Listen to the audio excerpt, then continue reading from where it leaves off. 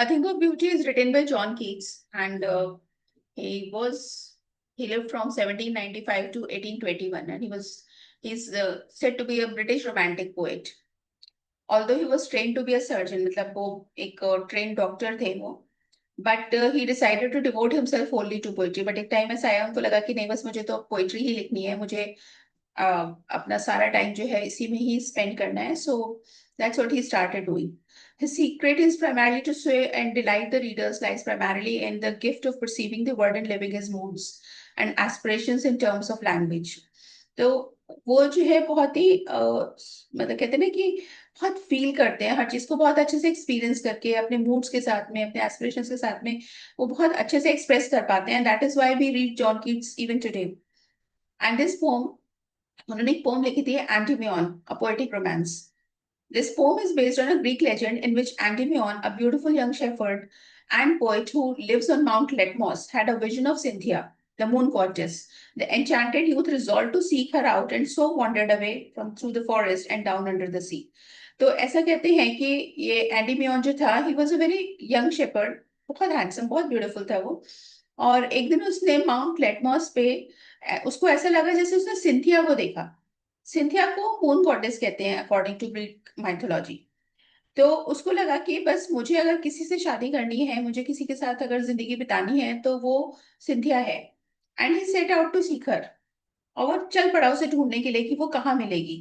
So he wandered away through the forest and down under the sea. और इस तरह से वो भटकते भटकते बहुत से फॉरेस्ट और सी के अंदर भी चला गया था वो, ऐसा कहा जाता है उसके बारे में. और दिस पोम जो अभी आप पढ़ रहे हो, this is from that only. A thing of beauty is a joy forever. Its loveliness increases. It will never pass into nothingness. So the poet says कि a thing of beauty means if there is something beautiful that you have seen, that you have experienced, तो its loveliness increases. समय के साथ साथ वो beauty, वो loveliness, वो जो चाहत होती है उस चीज के लिए, वो और बढ़ती है. It will never pass into nothingness. वो कभी भी nothing नहीं बनती. मतलब कोई चीज जो आपको बहुत पसंद थी, it can never be reduced to nothing. Okay, I'll take a few examples before moving forward. For example, अगर आप कभी भी देखो, आपने कोई वेकेशन के फोटोग्राफ्स हैं जो आपने बहुत एंजॉय किया था वेकेशन, उन फोटोग्राफ्स को आप जब जब देखोगे आपके फेस पे स्माइल आएगी. आपको वो सारे अच्छे ब्यूटीफुल एक्सपीरियंसेस याद आएंगे जो आपने उस ट्रिप पे एंजॉय किए थे. या आप किसी लेडी को देखो जब वो अपनी वेडिंग एल्बम देखती है, या वो अपनी वेडिंग ज्वेलरी देखती है, तो कितनी खुश हो जाती है, यार ये पता है मैंने ऐसे पहना था, उस दिन सब लोग मुझे ऐसे देख रहे थे, सब मुझे अप्रिशिएट कर रहे थे. All of a sudden the girl feel so happy. चाहे वो कितनी भी बड़ी क्यों ना हो जाए, कितनी भी उसकी एज क्यों ना हो जाए, लेकिन वो जो बचपन की उसकी यादें हैं, या जो उसकी इम्पोर्टेंट लाइफ के जो मोमेंट्स है, जो उसकी यादें हैं, जो उसकी निशानियां हैं, वो उसको हमेशा खुशी देती है, हमेशा स्माइल देती हैं. हमेशा जब जब उन चीजों को याद करती है, उसके साथ में जुड़े हुए किस्से कहानियां याद आते हैं, और दिल अपने आप खुश हो जाता है. दिल को खुश होने के लिए बड़ी बड़ी चीजें नहीं चाहिए होती, उसको वो ब्यूटीफुल एक्सपीरियंसेस चाहिए होते हैं. उसको वो ब्यूटीफुल चीजें चाहिए होती हैं लाइफ में, जिनको जब भी वो देखे तब तक उसको स्माइल आ जाए, तब तक उसके दिल में एक सुकून आ जाए कि I have lived a good life. So, but will keep a bower quiet for us and a sleep full of sweet dreams. So the poet says कि ये जो ब्यूटीफुल थिंग्स हैं, जो ब्यूटीफुल एक्सपीरियंसेस हैं, ये उस बिग शेडी ट्री की तरह है. Bower means a big shady tree, जिसका बहुत बड़ा सा शेड है. तो ऐसे एक पेड़ की तरह, ऐसे एक बिग ट्री की तरह से है, जिसके साय में you can have a slip full of sweet dreams and health and quite breathing. अगर आप उस बड़े से पेड़ की छांव में लेटते हो, तो आपको बहुत प्यारी नींद आती है. और एक ऐसी नींद जिसमें आपको बहुत खूबसूरत सपने आते हैं. And it in return it gives you health and quite breathing. जब हम खुश होते हैं, तो ना हमारा बीपी हाई होता है, ना लो होता है. हम बस खुश होते हैं, हमारी ब्रीदिंग अपने आप नॉर्मल हो जाती है. जब भी हम खुश रहते हैं, तो हेल्थ अपने आप अच्छी हो जाती है. So therefore, on every morrow are we reading a flowery band to bind us to this earth. तो पोइट हमसे पूछता है अपने रीडर से कि देयरफॉर ऑन एवरी मॉरो, तो हर रोज जब आप सुबह सो के उठते हो, are we reading a flowery band? क्या हम कोई फ्लावर्स का बैंड बना रहे हैं, कोई एक रीत बना रहे हैं जिसपे हम सुंदर सुंदर फूल सजा रहे हैं, that will bind us to the earth, जो हमें इस धरती से, यानी कि इस जीवन से, इस जिंदगी से बांध के रखेंगे. Now, why is he asking this question is कि this world is full of despondence. इसमें बहुत दुख है, बहुत परेशानी है, जगह जगह पे कदम कदम पे लोगों को challenges फेस करने पड़ते हैं. Life is not easy to live. और जस्ट इमेजिन अगर किसी की लाइफ में बहुत ज्यादा दुख, बहुत ज्यादा परेशानियां हैं, तो उसका क्या मन करेगा कि खत्म करो जिंदगी, नहीं जीनी ऐसी. बहुत जी लिया, बहुत थक गया मैं. तो और अगर हम अपनी लाइफ को देखें, तो हमारे जो नेगेटिव एक्सपीरियंसेस हैं उनको हमें याद रखने की भी जरूरत नहीं होती. वो अपने आप ही आते रहते हैं, बार बार हमारे साथ में वो चलते ही रहते हैं. So that is why it says, spite of despondence of the inhuman dirt of noble natures of the gloomy days of all the unhealthy and over darkened ways made for our searching.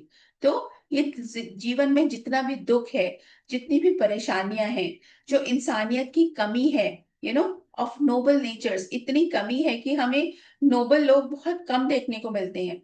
Of the gloomy days, कितने दिन ऐसे होते हैं जो दुखों से भरे होते हैं, जब लोगों के जीवन पे दुखों के साए होते हैं. Of all the unhealthy and over darkened ways made for our searching. ऐसा लगता है जैसे वो दुख, वो तकलीफें, वो परेशानियां, वो चैलेंजेस ढूंढ ढूंढ के हमारी ओर आ रहे हैं. Yes, in spite of all, some shape of beauty moves away the fall. तो इतना सब होने के बाद भी फिर भी जिंदगी खूबसूरत है. क्यों? क्योंकि there is some shape of beauty that moves away the pall, the curtain of gloom, the curtain of despondence. कोई चीज ऐसी हमारी लाइफ में है, आपको, आप कई बार देखोगे लोग बहुत तकलीफ में होते हैं, बहुत परेशानी में होते हैं, उनको बोलो चल छोड़ ना, सब छोड़ो, जिंदगी खत्म करो. नहीं नहीं, ऐसे कैसे खत्म कर दें, जिंदगी तो बड़ी मुश्किल से मिली है, इसको तो जीना है. तो बहुत कितनी भी तकलीफ में हो, कष्ट में हो, तब भी इंसान ये सोचता है कोई बात नहीं, थोड़ा और जी लूं, थोड़ा दिन और कर लूं. तो कहीं ना कहीं जो है ये सब चीजें ऐसे ही होती हैं. So it says some shape of beauty moves away the pall. कोई ना कोई ऐसा ब्यूटी होती है, कोई ना कोई ऐसा होता है कि जिससे कि जो है वो गमों का, वो दुखों का साया जो है वो हट जाता है फ्रॉम आर डार्क स्पिरिट्स. हमारा जीवन कितना भी दुखों से भरपूर क्यों ना हो, लेकिन फिर भी कोई ना कोई ब्यूटीफुल चीज, कोई ब्यूटीफुल एक्सपीरियंस, किसी की कोई किसी का ब्यूटीफुल जेस्चर, कुछ भी हो सकता है जो हमारे पास से उस दुख को, चाहे थोड़ी देर के लिए सही, लेकिन हम भूल जाते हैं. Such the sun, the moon, the trees old and young sprouting a shady boon. The poet says कि आप जहां भी देखो, जिधर भी देखो, there is beauty all around us. जैसे कि सन, every morning it comes with the promise of a new day. हर रोज सुबह के सन हमें एक ही संदेश देगा, it's a new day, let's begin afresh. अगर कल अच्छा नहीं था तो आज कुछ अच्छा कर हो जाएगा. कुछ करो, कुछ नए एफर्ट्स करो, it's a new day. The moon, रात में मून आता है अपना मैसेज लेकर के, it's time to relax, time to sleep. You know trees old and young, trees की ओर देखो तो वो ओल्ड हो या यंग हो, sprouting a shady moon. You know हर ट्री हमें कुछ ना कुछ संदेश देता है कि the life is full of challenges, but still if you know how to live, you can live. आप पेड़ों को देखो, उनकी पत्तियां विंटर्स में झड़ जाती हैं. अलग अलग मौसम में अलग अलग ट्रीज हैं, प्लांट्स हैं, अलग अलग तरह से जीते हैं. प्लांट से ज्यादा वाइटलिटी मुझे किसी चीज में नहीं दिखती. Whenever I look at trees, it seems like कहाँ ये अभी विंटर्स में तो एक भी पत्ता नहीं था, और जैसे स्प्रिंग सीजन आता है वो छोटी छोटी लीव्स जो है वो आती है, थोड़े टाइम बाद पूरा पेड़ फिर से उस पत्तियों से भर जाता है. ऐसा लगता है oh it's back to life. वही जो कुछ टाइम पहले सब कुछ डेड जैसा दिख रहा था, ऑल ऑफ अ सडन अपना सीजन आते ही ठीक हो जाता है. वो छोटे छोटे जो सैपलिंग्स हैं वो भी एक प्रॉमिस करते हैं कि कोई बात नहीं, one day we will also sprout into a shady boon. एक दिन आएगा जब हम भी जो है बड़े बड़े शेडी ट्रीज बनेंगे, हम भी बड़ा बड़ा शेड देंगे, लोगों को शेल्टर देंगे. For simple sheep and such are daffodils, और हम भी वो सिंपल शीप्स के लिए हम भी शेड बनाएंगे. And such are daffodils. और डैफोडिल्स को देखो, with the green world they live in, daffodils की लाइफ बहुत कम होती है, hardly a day.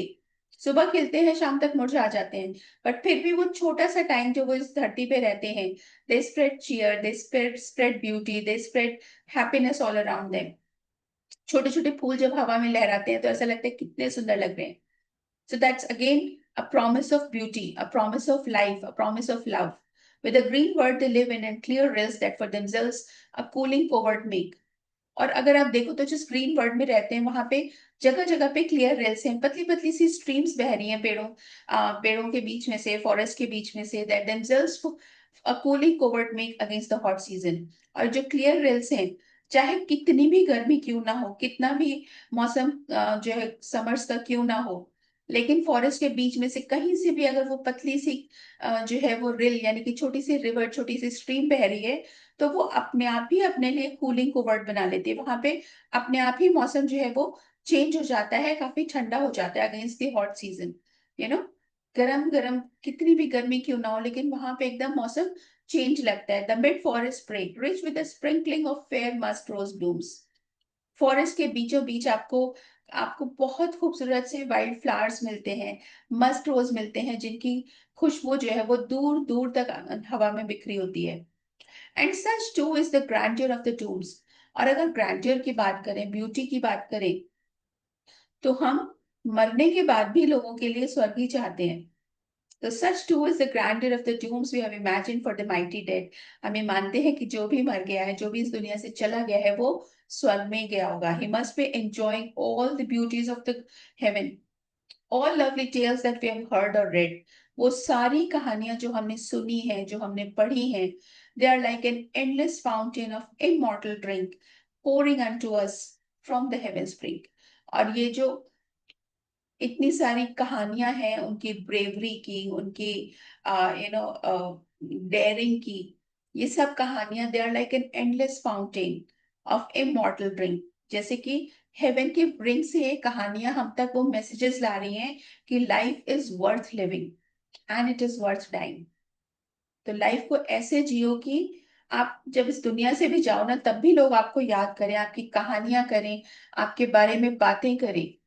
So that will pour unto us from the heaven spring. और इस तरह से वो आसमानों से आपको इमॉर्टल ड्रिंक की तरह से जो है ये कहानियां आप तक पहुंचती हैं, अपना मैसेज लाती हैं कि people who have lived bravery with loyalty with dare, their stories never die. वो मरकर भी नहीं मरते। That's what a thing of beauty is. Any questions? No, ma'am. No, ma'am. Okay,